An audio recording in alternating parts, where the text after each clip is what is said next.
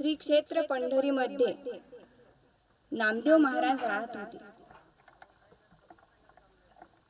एकदा काय झालं की नामदेव महाराजांचे वडील बाहेर गावले गेले 2-3 दिवस आणि त्यांचा नित्यनेम होता की देवाले दूध पाजायचं. रोज ते देवाले वाटीमध्ये दूध घेऊन जात आणि देवाले नैवेद्य दाखवतात. मग 2-3 दिवस ते बाहेर गावी गेले तर त्यांनी नामदेव महाराजला सांगितलं की नामा, आता मी येईपर्यंत तू देवाले दूध घेऊन जात. नामदेव महाराज म्हणत बरं बाबा. नामदेव महाराज लहान होते.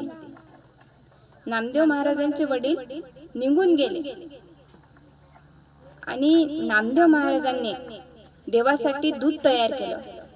त्याच्यात काजू बदाम टाकले, साखर टाकला, चांगलं दूध तयार केलं आणि ते देवाच्या जवळ नेलं. आणि नामदेव महाराज एका कोपऱ्यामध्ये बसून राहिले की आता देव दूध पिन, मग दूध पिन देव. पण देव काही दूध पेत नव्हता. दिवसभर नामदेव महाराज बसले पण देवानं काही दूध पिलं. नामदेव महाराजले वाटलं घरी जर सांगा आता घरचे आपल्याला कल्ला करतील, म्हणून नामदेव महाराजनं कोणालाच सांगलं नाही. दुसऱ्या दिवशी नामदेव महाराज देवाले दूध घेऊन गेले पण देव काही दूध पेत नव्हता. पण तरी त्यांनी 2 दिवस कोणाला सांगितलं नाही की देव माझ्या हातचं दूध पेला नाही. त्याला वाटलं की माझे बाबा रोज दूध घेऊन जातात तर देव पेते, माझ्या हातचं काऊन नाही पेत. तिसऱ्या दिवशी नामदेव महाराज देवाले दूध घेऊन गेले आणि देवाले सांगलं की देवा, माझ्या बाबाची तुले ओळख आहे, पण आता मी 2 दिवस झाले तुले दूध आणून राहिलो, पण आता माझी ओळख तुले झाली पाहिजे. माझी ओळख आता करून घे. आणि एक सांगतो तुले, आता जर तू दूध पेला नाही तर मी माझी मान कापून टाकतो. हातात सुरी घेतली आणि मानीले लावली. तेवढ्यात पांडुरंग परमात्मा प्रगट झाले की सुंदर ते ध्यान पांडुरंग उभा, सुंदर ते ध्यान पांडुरंग उभा, सुंदर ते ध्यान पांडुरंग उभा, सुंदर ते ध्यान पांडुरंग उभा, सुंदर ते ध्यान पांडुरंग उभा, सुंदर ते ध्यान पांडुरंग उभा, सुंदर ते ध्यान पांडुरंग उभा, सुंदर ते ध्यान पांडुरंग उभा. चैतन्याची शोभा विठेवारी, चैतन्याची शोभा विठेवारी, पांडुरंग झाली पांडुरंग वाली, पांडुरंग झाली पांडुरंग वाली. चैतन्याची शोभा विठेवारी, चैतन्याची शोभा विठेवारी, पांडुरंग झाली पांडुरंग वाली, पांडुरंग झाली पांडुरंग वाली. गोपाल कृष्ण भगवान की जय. माऊली श्री समर्थ सद्गुरु हरी बाबा की जय. देव प्रगट झाले आणि देवानं दूध प्यायला सुरुवात केली. देवाचं अर्ध दूध पेन झालं आणि नामदेव महाराजनं देवाचा हात धरला. म्हणे काय देवा, तू एकटंच दूध पेत काय? माझे बाबा रोज घरी तीर्थ आणत असतात आणि आता मी घरी काय नेऊ, मला घरचे विचारतील तीर्थ आणलं काय. मी त्याला काय उत्तर देऊ? थोडस दूध त्याच्यात राहू दे. देवाले हसवायला. देव म्हणे की घे नामा, ने तुझ्या घरी तीर्थ. पण 2-3 दिवसानं नामदेव महाराजांचे वडील घरी आले तर तेव्हा नामदेव महाराज म्हणत की बाबा 2-3 दिवस तुमच्या देवाले माई ओळखच झाली नाही. त्यानं मला ओळखलंच नाही. पण तिसऱ्या दिवशी काय केलं मीनं की त्याला म्हटलं देवाले की देवा तू दूध पेशीन तर पाय, पण तुनं जर दूध पेलं नाही तर मी माई मान कापतो. मग देवानं दूध पेलं. नामदेव महाराजांच्या वडिलाला ते खोटंच वाटलं. नामदेव महाराजांचे वडील म्हणत की काही बोलतो तू. नामदेव महाराज म्हणत की बाबा उद्या तुम्हाला दाखवून पाहिजे देव महाराजचं दूध पिते की नाही. दुसऱ्या दिवशी नामदेव महाराज गेले देवाच्या जवळ दूध घेऊन आणि देवाला म्हणतात की देवा पितं की नाही दूध, माहित नाही का तुला कालदी कसं केलं मीनं, आता दूध पेला नाही तर मान कापीन बरं. देव प्रगट झाले बाप्पा दूध प्यायला लागले. हे नामदेव महाराजांच्या वडिलांना पाहिलं की इतक्या वर्ष झाले मी देवाची सेवा करून राहिलो, देवानं हातचं एकदार बी दूध पेलं नाही आणि या एवढ्याशा लेकराच्या हातचं देव दूध पिते. म्हणून नामदेव महाराजांच्या वडिलांना सांगलं की नामा आजपासून देवाले दूध पाजायची सेवा हे तुझ्या इकडे लागेल. नामदेव महाराजले आनंद झाला. मग नामदेव महाराज रोज देवाले दूध घेऊन जात आणि देव पेत होता. एकदा काय झालं की नामदेव महाराज, ज्ञानेश्वर महाराज, निवृत्तीनाथ, मुक्ताबाई, सोपान काका, गोरोबा काका हे सगळे गेले तीर्थयात्रेला. साधू संतईले तीर्थयात्रेला जायचं काही काम नाही, पण तीर्थामध्ये जे पापी लोक आंघोळ करतात त्यांना तीर्थ मलिन होतात आणि ते तीर्थ मग संतईचा धावा करतात. संत त्या तीर्थेमध्ये गेले की ते तीर्थ पवित्र होतात. म्हणून सर्व संतांनी ठरवलं की आपण तीर्थयात्रा करायची, पूर्ण भारत भ्रमण करायचं. म्हणून सर्व संत तीर्थयात्रा करायला निघाले. तर हे सर्व संत दर मुक्काम दर कोस असं करत करत दिल्लीमध्ये आले. दिल्लीमध्ये आल्यावर त्यावेळेस दिल्लीचा राजा मुसलमान होता. त्यानं ऐकलं की हा आवाज कशाचा आहे. प्रधानाला विचारलं की प्रधाना हा आवाज कशाचा येते. सगळ्या माया कांठया बसून राहिले, इतक्या जोर जोरानं हे आवाज करून राहिले, कशाचा आवाज आहे. त्या प्रधानानं सांगलं की राजे साहेब तुम्ही याच्यामध्ये डोकं घालू नका, हे तुमच्या डोक्याच्या वरच आहे. राजा म्हणे की नाही नाही मला तर पाहायचंच आहे की हे का आहे. तेव्हा प्रधानानं सांगलं की हे सर्व संत मंडळी आहे आणि ते दिंडी काढून राहिले आणि त्यांची दिंडी अशी आहे की त्या दिंडीमध्ये कोणी गायन करत नाही, राग रागिने नाही,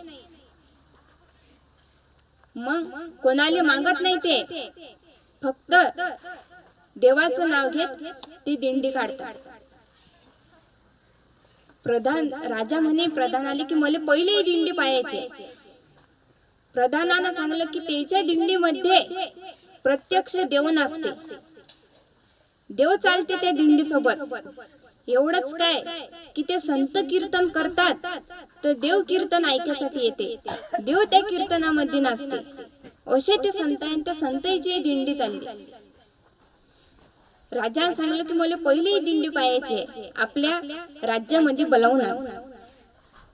प्रधान आणि शिपाई गेले आणि ज्ञानोबा माऊली, निवृत्तीनाथ, सोपान काका, मुक्ताबाई, नामदेव महाराज हे सर्व संत दिल्लीमध्ये त्या राज्यामध्ये आले. तर राजानं सांगलं की बा आमच्या राज्यामध्ये तुम्ही कीर्तन करा.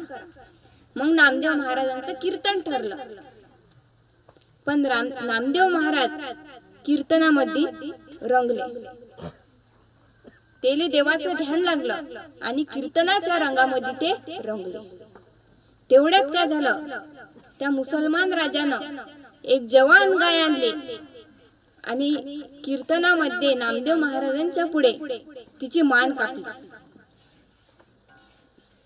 आणि सांगितलं की नामदेवा हे गाय जिवंत करा आणि तुमच्याच्यानं जर हे होत नसेल तर मी तुमची मान कापून टाकतो. आता नामदेव महाराजांजवळ काय होतं दुसरं?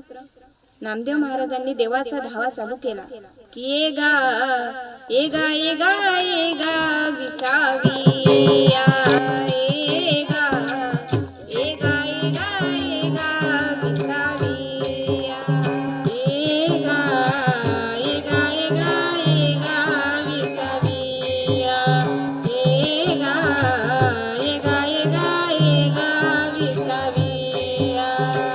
माझ्या पंढरीच्या राया जय नरहरी मा, माझ्या पंढरीच्या राया ये गा ये गा ये गा ये गा विसावी या, ये गा ये गा ये गा ये गा विसावी या. माझ्या पंढरीच्या राया जय नरहरी मा, माझ्या पंढरीच्या राया ये गा ये गा ये गा ये गा विसावी या, ये गा ये गा ये गा ये गा विसावी या. गोपाल कृष्ण भगवान की जय. माऊली श्री समर्थ सद्गुरु नरहरी बाबा की जय. नामदेव महाराजांनी देवाचा धावा चालू केला आणि तेवढ्यात काय झालं की पांडुरंग परमात्मा तिथे प्रगट झाले. ते फक्त नामदेव महाराजांना दिसले आणि विठोबाला सांगलं की नामा, हे काम तूही करत होता. माझा धावा मला बोलावलं नसतं तरी चाललं असतं. हे एवढं सामर्थ्य तुझ्या अंगामध्ये बी आहे, काहून तू माझं नाव घेतो म्हणून. तू एकच काम कर की या गाईचं जे मुंडकं आहे, या गाईची मान तू त्या धडाले लाव, म्हणजे गाय जिवंत होईल. नामदेव महाराजांनी तसंच केलं. त्या गाईचं मुंडकं घेतलं आणि त्या गाईच्या धडाले लावलं. धडाले लावता बरोबर गाय जिवंत झाली. राजानं मान खाली घातली आणि साधू संताईनं सज्जनाईनं गर्जना केली. गोपाल कृष्ण भगवान की जय. माऊली श्री समर्थ सद्गुरु नरहरी बाबा की जय. श्री संत नामदेव महाराज की जय.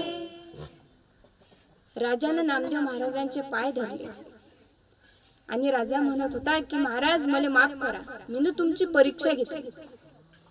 आता तुम्हाला काय पाहिजे ते सांगा. नामदेव महाराजने सांगलं की मला काहीच नाही पाहिजे. या जगाचा जो बाप आहे त्याच्या आम्ही दास आहे. आम्हाला कोण्या गोष्टीची काय कमी आहे, आम्हाला काहीच नाही पाहिजे तुझ्या ऐकून. पण तो राजा ऐकत नव्हता. नामदेव महाराज तिथून सर्व संत निघून गेले.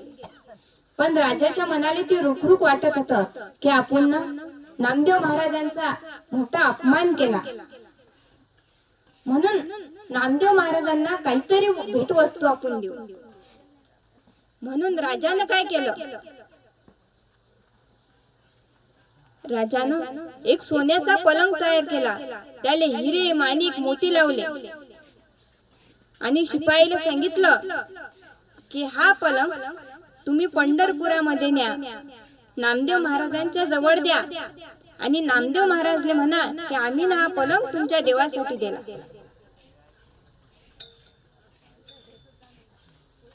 गोपाल कृष्ण भगवान की जय. माऊली श्री समर्थ सद्गुरु नरहरी बाबा की जय. शिपाईनं तसंच केलं. शिपाई चंद्रभागेमध्ये गेले. नामदेव महाराज तिथेच होते आणि शिपायानं सांगलं की नामदेव महाराज, आमच्या राजानं तुमच्या देवासाठी हा पलंग दिला. तेव्हा नामदेव महाराज म्हणतात की तुम्ही ना तुमचं काम केलं, पण ज्याची पुरी नगरी सोन्याची आहे, पुरी द्वारका नगरी, जो या ब्रह्मांडाचा धनी आहे, त्याच्या भरोशावर हे जग चालते, त्याच्या भरोशावर आपण बोलतो, त्याच्या भरोशावर हे झाडाचे पानं हलतात, त्याच्या नावावर आपण श्वास घेऊ शकतो, आपण बोलू शकतो, पावल्या फुगड्या करू शकतो. आणि अंदरचा जर विठोबा गेला तर एका मिनिटात तयारी होते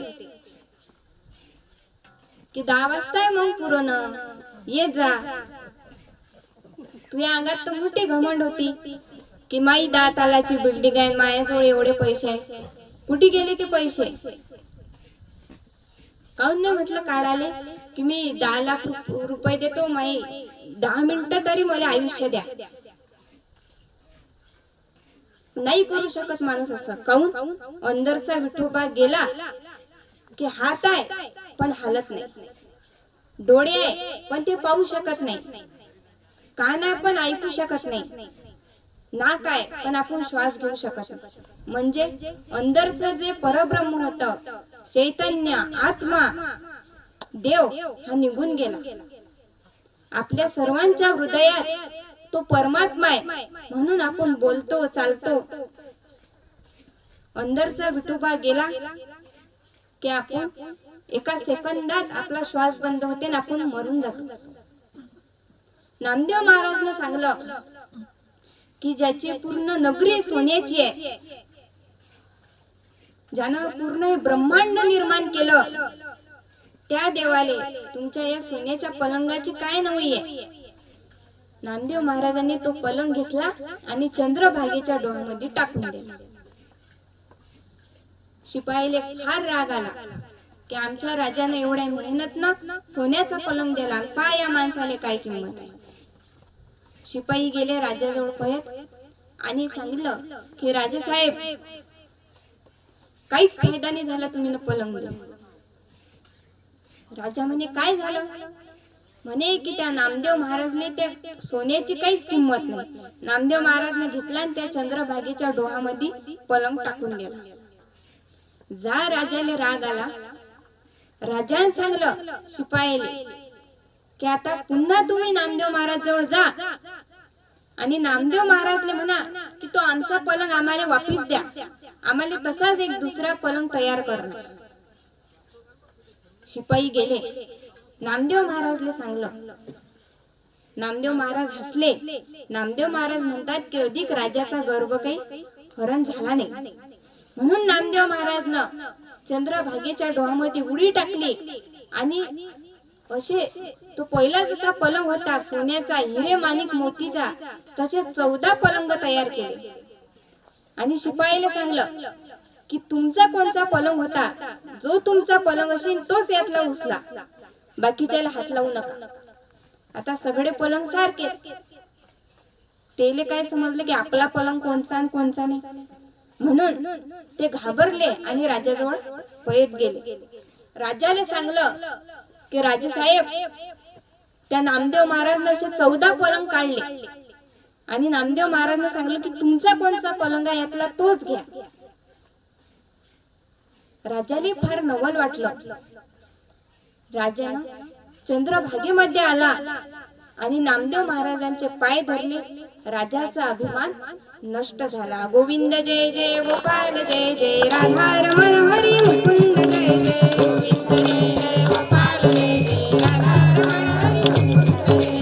गोविंद जय जय गोपाल जय जय, राधा रमण हरी मुकुंद जय जय. गोविंद जय जय गोपाल जय जय, राधा रमण हरी मुकुंद जय जय. गोविंद जय जय गोपाल जय जय, राधा रमण हरी मुकुंद जय जय. गोविंद जय जय गोपाल जय जय, राधा रमण हरी मुकुंद जय जय. गोविंद जय जय गोपाल जय जय, राधा रमण हरी मुकुंद जय जय. गोविंद जय जय गोपाल जय जय, राधा रमण हरी मुकुंद जय जय. गोविंद जय जय गोपाल जय जय, राधा रमण हरी मुकुंद जय जय.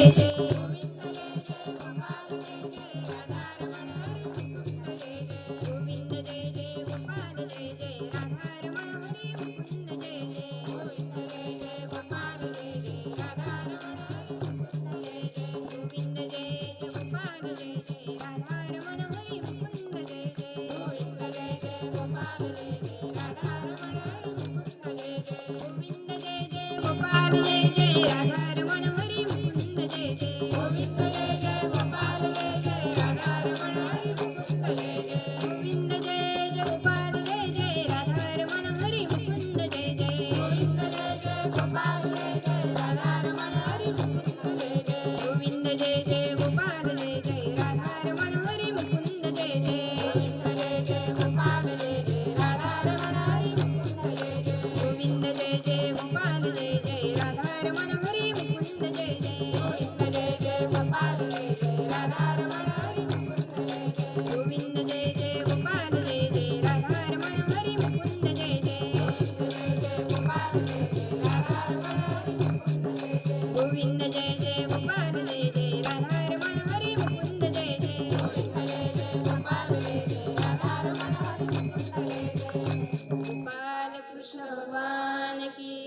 माऊली श्री समर्थ सद्गुरु नरहरी बाबा की जय.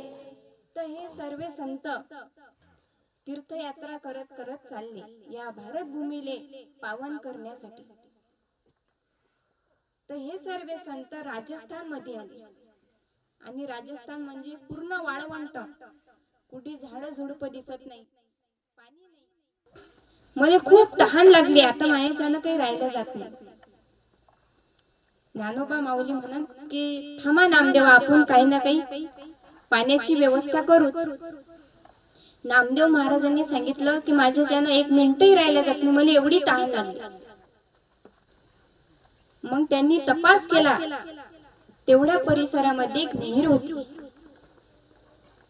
पण त्या विहिरीचं पाणी खूप खोल होतं, खाली होतं आणि त्यांच्याजवळ काही दोर नव्हता, बाटली नव्हती पाणी काढण्यासाठी. मग आता कसं काय करता? तर ज्ञानोबा माऊलींनी सांगितलं की पहिले माझ्याजवळ एक सिद्धी आहे. म्हणजे तसं ज्ञानोबा माऊलीला सर्वच काही येत होतं, पण ज्ञानोबा माऊलीजवळ एक लघिमा नावाची सिद्धी होती की त्या लघिमा सिद्धीचा वापर केला की माणूस लहानात लहान होऊ शकते. ज्ञानोबा माऊली एकदम लहान रूप घेतलं आणि ते विहिरीमध्ये गेले, पाणी पेले आणि बाहेर आले.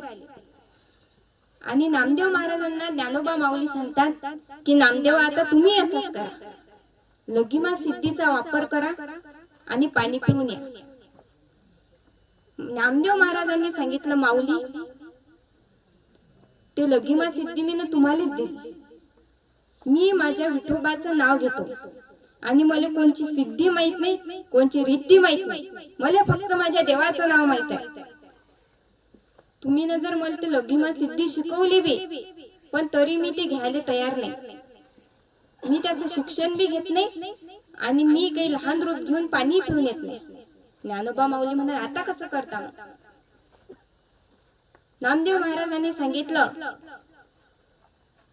की मी देवाचा भक्त आहे, मी त्या देवाचा रातभर दिवसभर नाव घेतो, मला एवढी तहान लागली, मी त्या देवाचा धावा करतो आणि तोच मला पाणी पाहिजे. ज्ञानोबा माऊलींनी सांगितलं की नामदेवा, एवढ्या हट्टात पेटू नका, तो देव तर सर्व इकडे आहे, तुमच्यात आहे, माझ्यात आहे, चराचरात तो वास करते, तो कुकडे बी आहे, तुम्ही असा हट्टात पडू नका.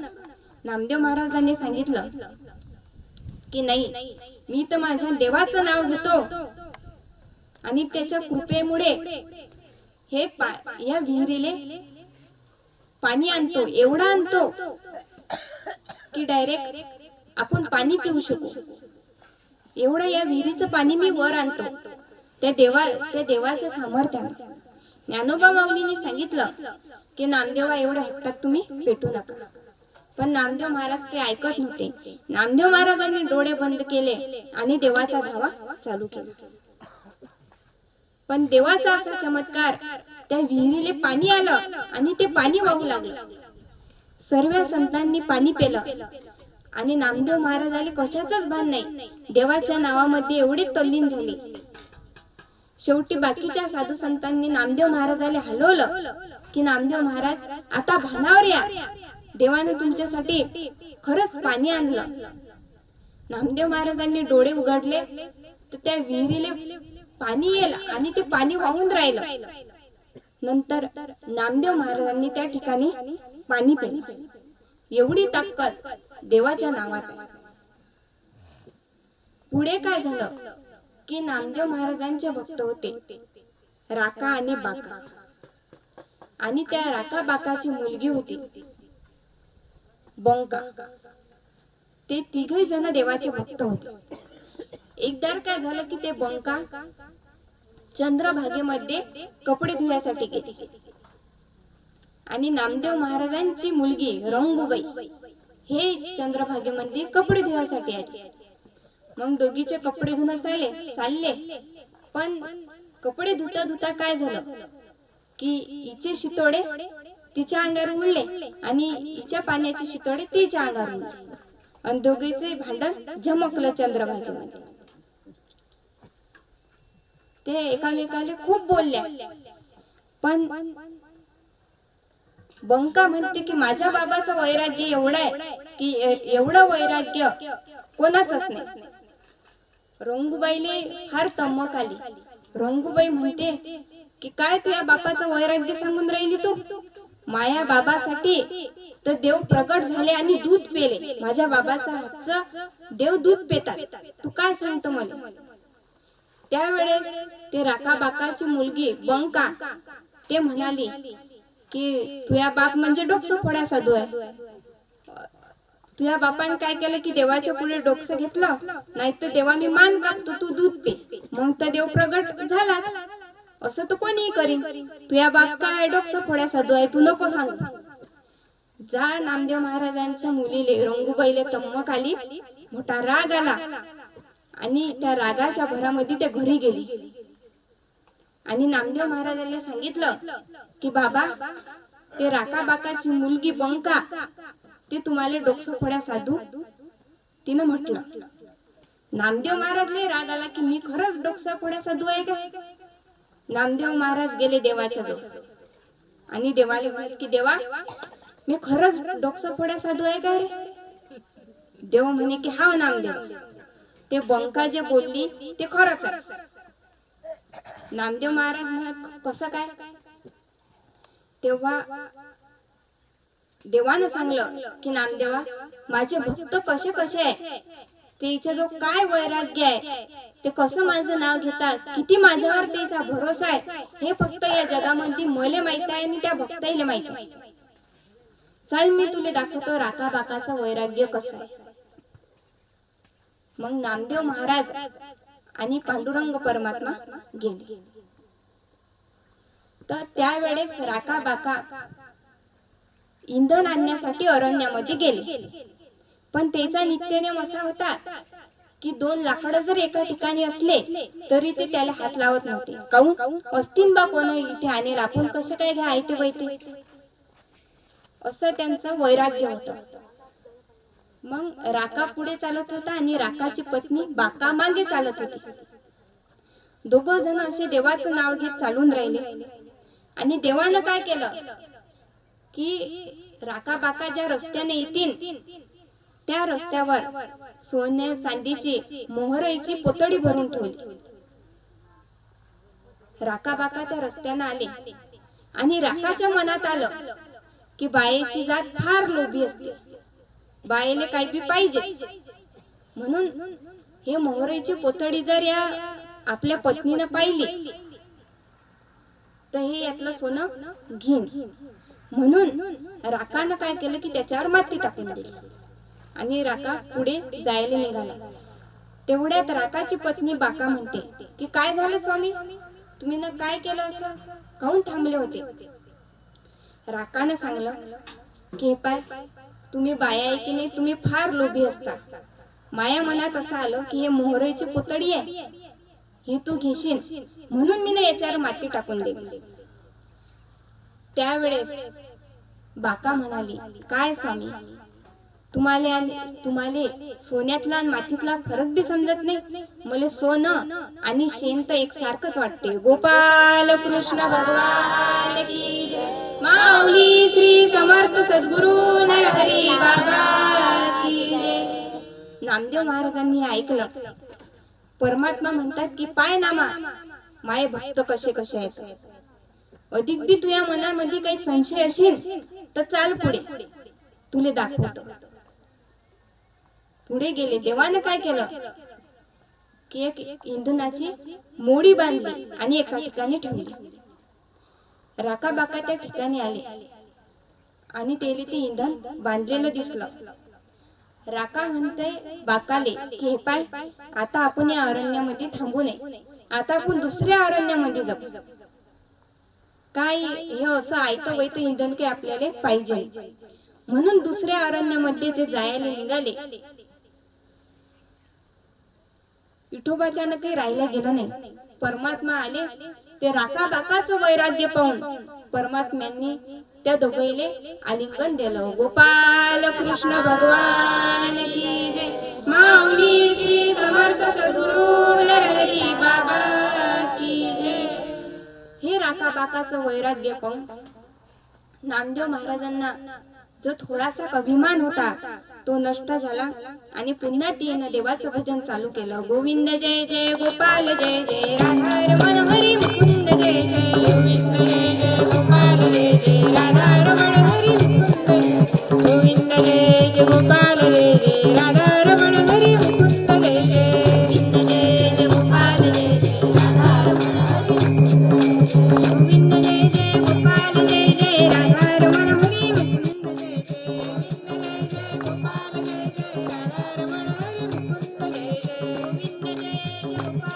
जय राधारमण हरी मुकुंद जय जय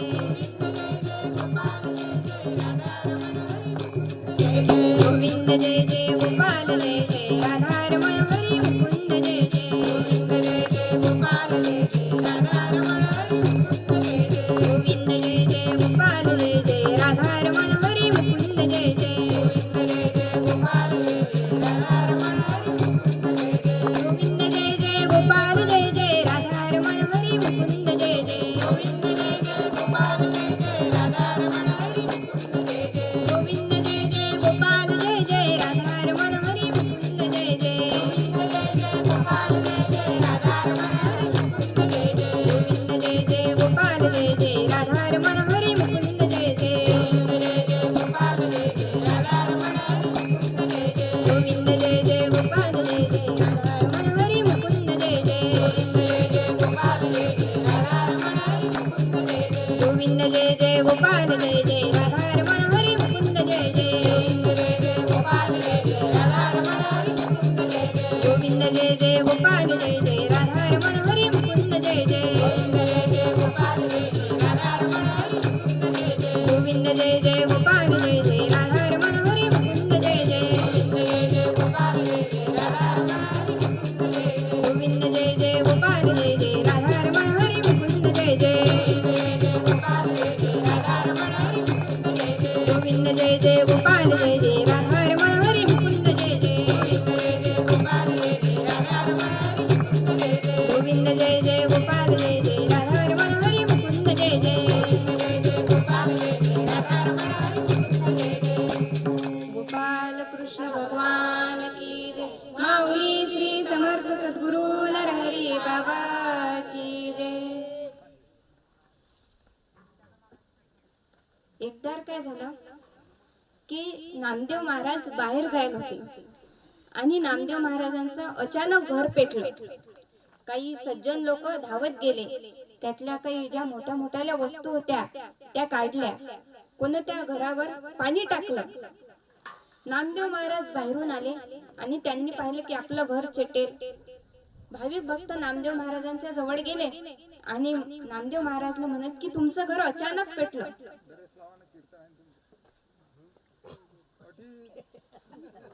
रोजच असते असं काही नाही, आजच विचार आहे.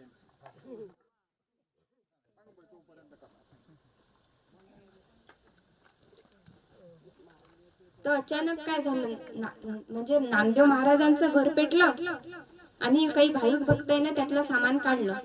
नामदेव महाराजांनी हे पाहिलं. नामदेव महाराजांनी लोकांना सांगितलं की तुम्ही ना जेवढं सामान माझ्या घरातलं काढलं तेवढं सामान आताच्या आता त्या जैत्या घरामध्ये टाकून द्या आणि त्या घर कोणी विजू नका, त्याच्यावर कोणी पाणी टाकू नका. लोक म्हणत असं कोण?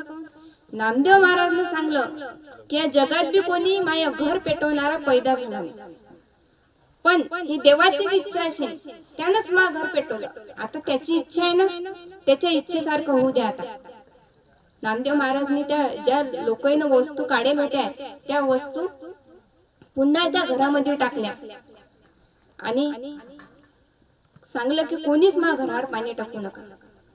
नामदेव महाराजांनी हाती चिपोड्या घेतल्या आणि मंदिरामध्ये गेले आणि भजन करत बसले. इकडे देवालाच काळजी पडली. परमात्म्यानं काय केलं, रुक्मिणी मातेला सोबत घेतलं आणि नामदेव महाराजांचं घर एका रात्रीत तयार करून दिलं. सकाळी लोक उठले आणि पाहतात तर नामदेव महाराजांचं घर कालदी चेटेल होतं आणि हे डबल एवढं चांगलं बांधकाम कोण केलं एकाच रात्रीत. नामदेव महाराजले लोक विचारू लागले की नामदेव महाराज कोण्या गावून कारागीर आणलता तुम्ही ना की एका दिवसात घर बांधलं? किती पैसे दिले त्याले? किती सुंदर काम केलं? किती पैसे दिले ते आम्हाला सांगा, आम्ही बी त्या कारागिराला एवढे पैसे देऊ आणि घर बांधू. नामदेव महाराजांनी सांगितलं की त्या कारागिराले पैशाचं काम नाही, त्या कारागिराले तन मन धन अर्पण केलं की तो मग घरच काय आपलं सगळेच काम करून टाकते. गोपाल कृष्ण भगवान की जय. माऊली श्री समर्थ सद्गुरु नरहरी बाबा की जय. महाराज टाइम ते नट्या रूम मध्ये जायला एकदा काय झालं की एकादशीचा दिवस होता आणि म्हणजे विठोबानं ठरवलं की नामदेव महाराजांची आपण परीक्षा घेऊ. मग देवानं ब्राह्मणाचं रूप घेतलं, एकदम म्हातारा ब्राह्मण की त्याला रस्त्यानं सुद्धा चालता येत नव्हतं. आणि देवाच्या जवळ या नामदेव महाराजांच्या जवळ आले आणि तो ब्राह्मण नामदेव महाराजांना म्हणू लागला की हे पाय मला काहीतरी जेवण दे. नामदेव महाराजांना सांगलं की आज एकादशी आहे, आज जेवण तुम्हाला भेटत नाही. तो ब्राह्मण म्हणे की त्या फरायानं माया काहीच होत नाही, उसड घिसडनं मा काहीच होत नाही, मला तू जेवण दे. नामदेव महाराजांना सांगलं की मी अजिबात तुम्हाला आज जेवण देत नाही, आज एकादशीचा दिवस आहे. तो ब्राह्मण म्हणे की तुनं जर मला जेवण दिलं नाही तर मी मरून जातो आता. नामदेव महाराजांना सांगलं की तुम्ही मेलेच चालता पण मी तुम्हाला जेवण देत नाही. बाकीचे ब्राह्मण लोक तिथे जमा झाले आणि त्या ब्राह्मण लोकांनी सांगलं की नामा हा ब्राह्मण आहे, याले तू जेवण दे. याले जर तुने जेवण दिलं नाही तर तुझ्यावर ब्रह्महत्येचं पाप लागेल, हे पाप तू कुठे फेडशील. नामदेव महाराजांना सांगलं की हा ब्राह्मण मेला तर फार चांगलं होईल, कारण आज एकादशीचा दिवस आहे, याला सद्गती तरी प्राप्त होईल. मग खरंच देवानं काय ऍक्टिंग केली की तो ब्राह्मण मरून गेला. सगळे ब्राह्मण लोकांनी उचलून धरलं की या नामदेवाच्या मुळे हा म्हातारा ब्राह्मण मेला. आता या ब्राह्मणाला आपण अग्निसंस्कार देऊ, पण याच्यामध्ये गलती कोणाची? नामदेव महाराजाची. की नामदेव महाराजांना जर याला जेवण दिलं असतं तर हा ब्राह्मण जिवंत असता.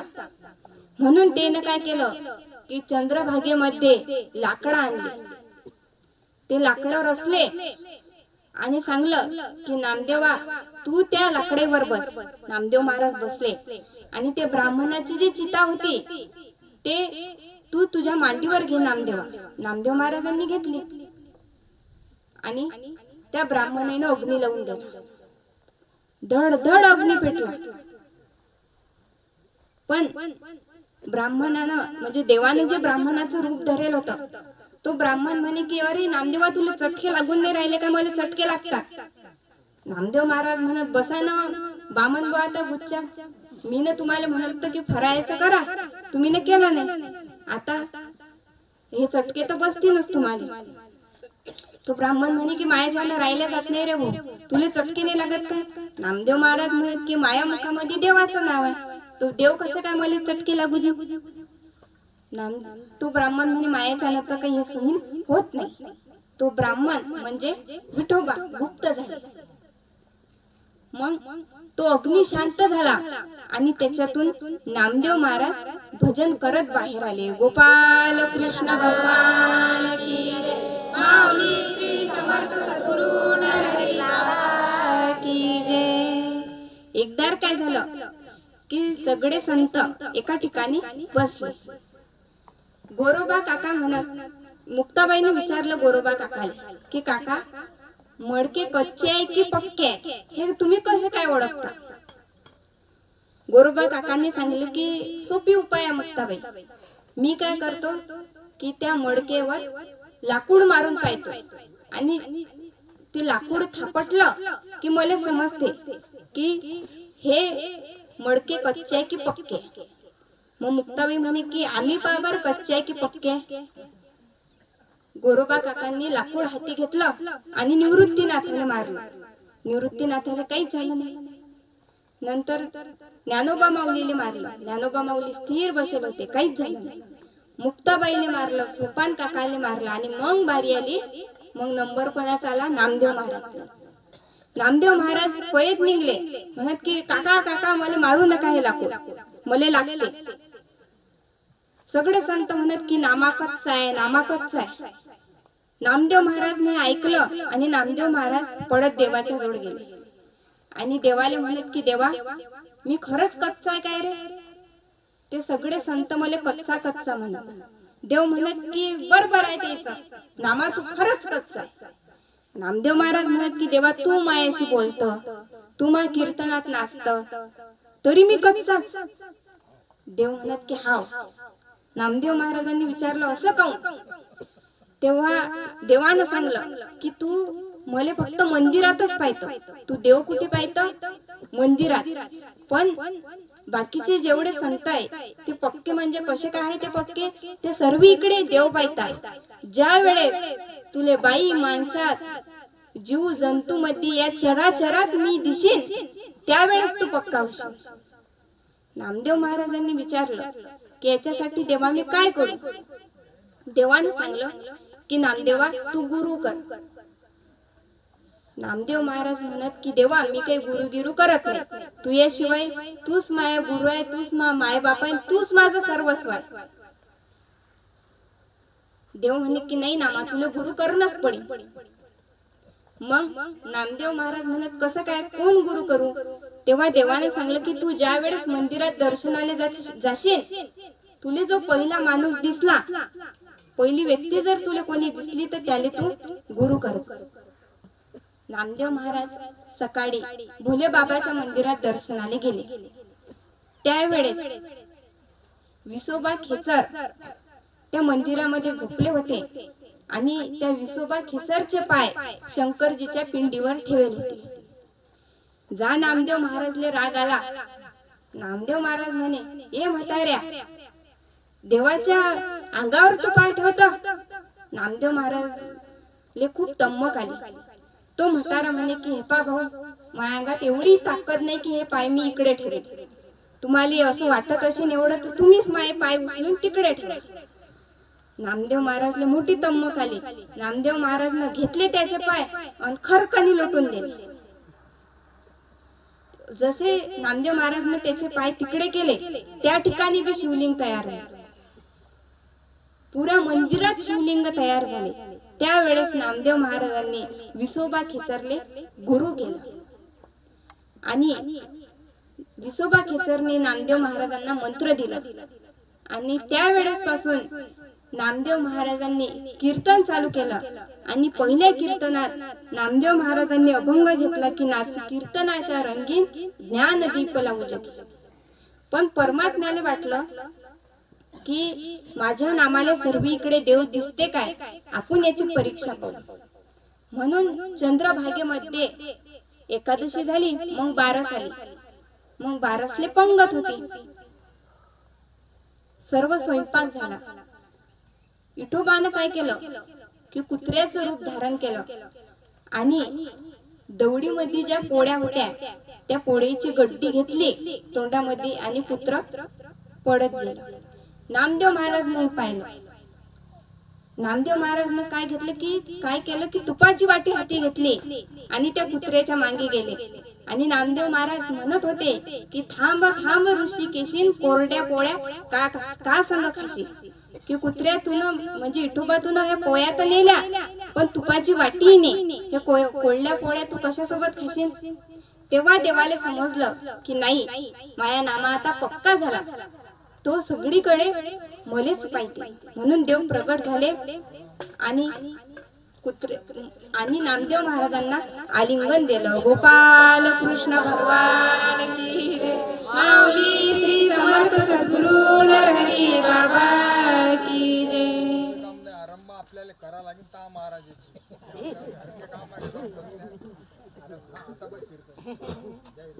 उपस्थित प्रभुप्रिय सज्जनांनो,